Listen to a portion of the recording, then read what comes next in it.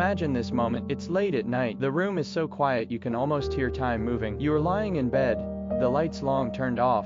Yet your mind feels like someone pressed an accelerator inside your head. A small incident from the past keeps replaying. A careless sentence someone once said grows louder and heavier with every repetition. Your heart isn't racing, but it refuses to slow down. There is no clear danger, no immediate threat, and yet your body feels as if it's waiting for a disaster that hasn't happened. You know this feeling. You've probably given it a name already: anxiety. You've heard people say it before. Don't overthink. Relax. You're just too stressed. Maybe you've said the same things to yourself, trying to suppress that unease with logic. But the strange thing is, the more you try to silence it, the louder it becomes. The more you ignore it, the sharper it feels. So you start doubting yourself. Am I too weak? Is something wrong with me? Why does everyone else seem to function just fine, while I'm stuck here? But what if the problem isn't that you think too much? What if it's that you haven't truly listened? What if anxiety isn't a flaw, but a signal? What if it's not an enemy, but a language, misread, misunderstood, and systematically silenced? What if anxiety isn't sabotaging your life,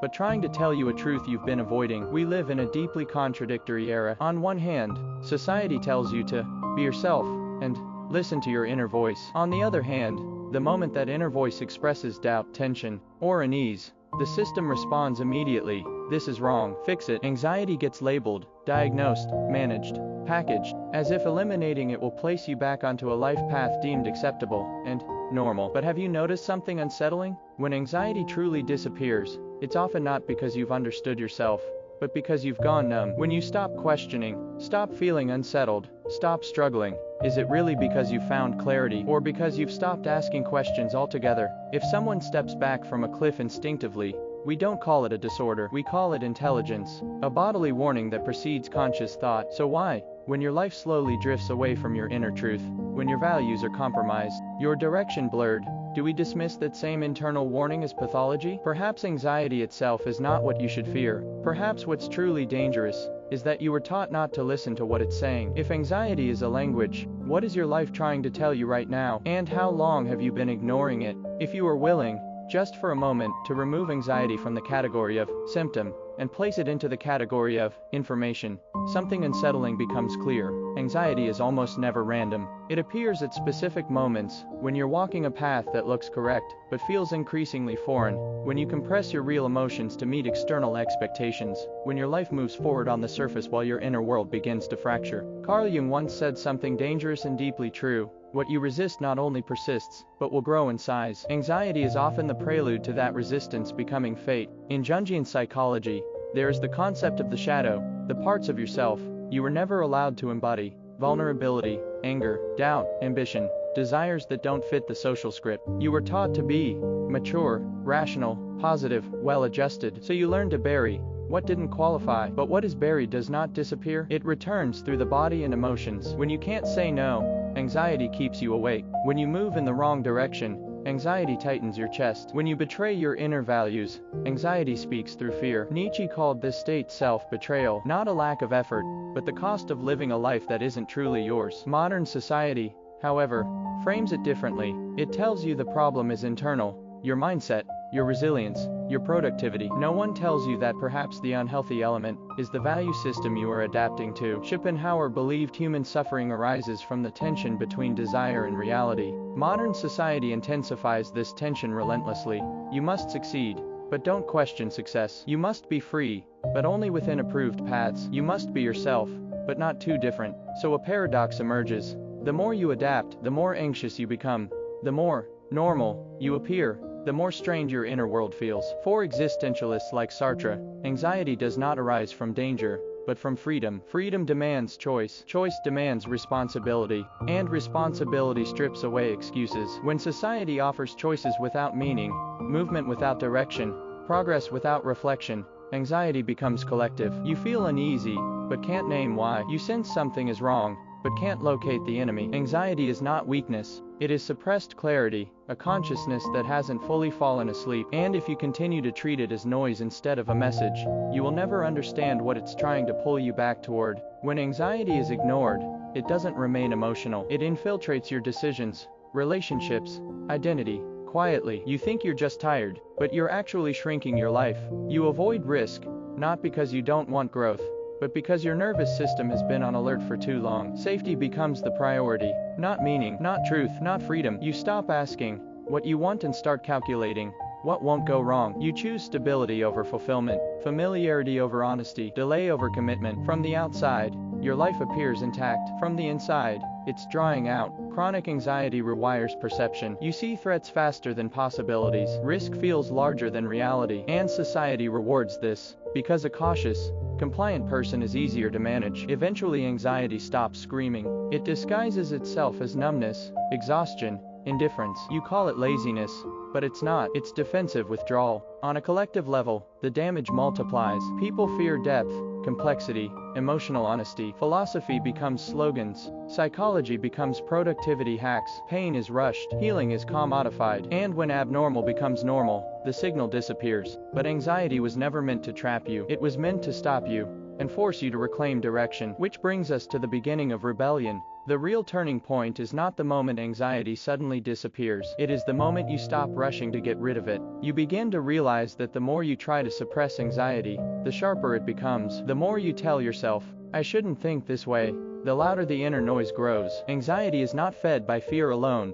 It is amplified by denial and avoidance. When you finally stop running, stop blaming yourself, stop trying to fix yourself in a hurry, anxiety begins to change its form. It is no longer an ever-present threat. It becomes something closer to a persistent reminder, reminding you that you are drifting away from your real feelings, that you are betraying your genuine needs, that you are using who you should be to suppress who you truly are. In that moment, anxiety is allowed to exist for the first time, not as an enemy, but as a messenger. You begin to listen to what it is saying, instead of asking when it will leave. And you start to notice that it always appears at certain moments, when you ignore your boundaries, force yourself forward, suppress anger, deny exhaustion, or sacrifice real desire for a sense of safety. Anxiety does not demand that you change your life immediately. It asks only one thing of you: to admit that you have lost contact with yourself. When you stop treating anxiety as a mistake, and begin to see it as a language not yet understood, you stand at the doorway of real transformation. Not because you have become stronger,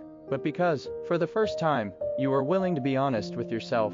Imagine this scene. You are standing in front of a door. Behind it is neither an answer nor relief, but an unfamiliar darkness. You hesitate to push it open, because deep down you know, once you step through, you can never return to that life that looked normal, but required constant endurance. Anxiety is the knocking you hear at that door. You think it is warning you of danger, but the deeper truth is this: it is reminding you that your life is drifting away from who you truly are. We are taught how to succeed, but rarely how to be real. We are encouraged to adapt to the world, yet almost never encouraged to listen to ourselves. And so anxiety appears, not because you are too fragile, but because you have been holding on for far too long. Jung once said that the greatest task of a human being is to become who they truly are. And anxiety often emerges precisely when you refuse that task. When you betray desire for the sake of security, flatten your sharp edges to be accepted, deny your pain just to appear fine, anxiety lights up like a blinding red signal. It is not saying, you are not good enough. It is saying, this is not you. The more you try to control it with reason, the more uncontrollable it becomes.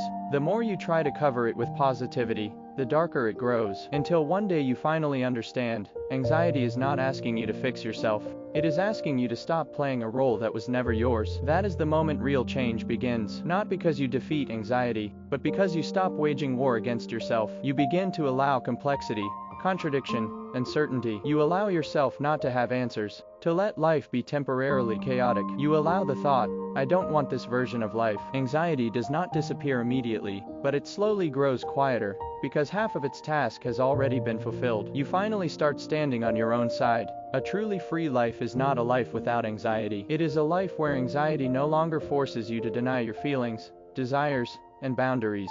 When you understand this signal, anxiety is no longer a curse, but a side effect of awakening. It means you have reached a place where self-deception is no longer possible. And from that point on, your life belongs to you for the very first time. Maybe you're beginning to notice something unsettling. If anxiety isn't a disease, a defect, or an enemy that must be destroyed, then the real question becomes, how will you respond to it? Because once you admit that anxiety is pointing out where you're not living truthfully, you can no longer pretend with the same ease. You can't keep comforting yourself with, everyone lives like this, there's nothing I can do, I don't have a choice. You start to realize that the thoughts that make your heart race at night are not meaningless noise. They are life itself, long suppressed, knocking from within. And this is both the most painful and the most liberating place to stand. Anxiety has never demanded that you quit your job overnight, rebel against the world, or change everything at once.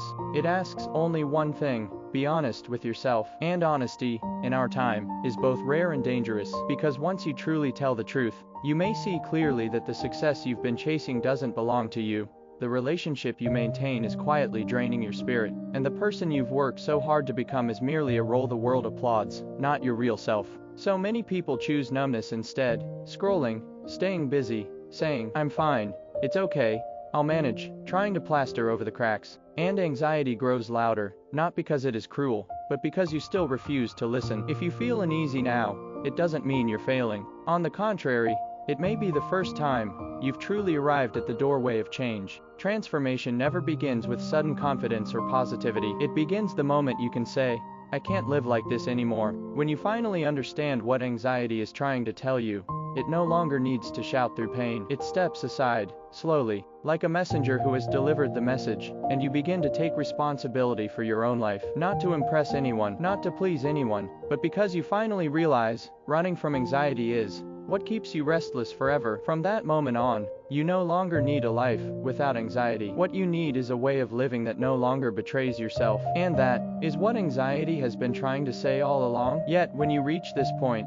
a deeper question appears. If anxiety is not the enemy, if it is a signal, a guide, are you truly willing to live in the direction it points? This is where many people stop, because what frightens us most is not anxiety itself, but the possibility that following what is real might change our lives completely. You may need to admit a relationship has lost its meaning. You may need to face that a respectable job is slowly consuming you. You may discover that the goals you've chased for years were never really yours. They were expectations planted inside you. So you hesitate. You want to go back. You tell yourself, "It's not that bad. Maybe if I hold on, it will get better. I'll think about it later." But deep down, you know, anxiety will not accept that bargain anymore. It will not be numbed or talked away so easily, because once you've heard its voice, once you've seen the crack in the wall, you can never pretend the wall is whole again. And slowly, something quieter begins to grow inside you. Not dramatic courage, not heroic determination, but a gentle willingness to stay with the trembling, to stay with the uncertainty, to stay with the parts of you that have long been silenced. You begin to listen more carefully. What hurts? What feels false? Where have I abandoned myself? You realize that anxiety was never trying to break you. It was trying to wake you. And as you learn to stay present with it, not drowning, not running, your inner world becomes more spacious. There is room for fear, room for longing, room for doubt, room for you. And in that space, another feeling slowly appears. Fragile at first, almost imperceptible, a quiet sense of coming home. Not because life becomes easier, not because answers magically appear, but because, for the first time, you are no longer negotiating with your own truth. You stop asking, "How do I get rid of this?" and start asking, "How do I live more honestly, now that I know?" From here, the path is not linear. You will move forward, slip back, hesitate, question yourself. But each time anxiety returns, you meet it differently, not as an enemy invading your life, but as a signal calling you back to yourself. And slowly, the struggle changes shape. You are no longer fighting anxiety. You are learning how to live. And perhaps, somewhere along the way, you begin to notice something subtle yet profound.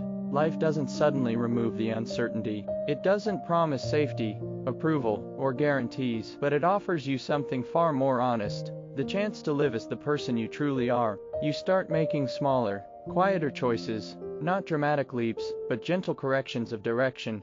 You say no a little sooner. You rest before you collapse. You stop shrinking in conversations where your truth matters. You allow your desires to exist, without immediately judging or negotiating them away. These shifts are often invisible to others, but inside, they feel like tectonic plates slowly realigning. And yes, people around you may be confused. Some may resist the new you. Old patterns will tug at your sleeves, inviting you back into familiarity. But anxiety, now softer, now wiser, stands beside you instead of against you. It no longer shouts. It simply whispers, "This direction feels wrong. That boundary matters. You are disappearing again. Come back." And you listen, not perfectly, not always, but more often than before. Over time, something remarkable happens. Trust begins to replace fear. Not trust that the world will always be kind, or that everything will work out neatly, but trust that whatever comes, You will no longer abandon yourself in order to survive it. You discover that peace isn't the absence of anxiety.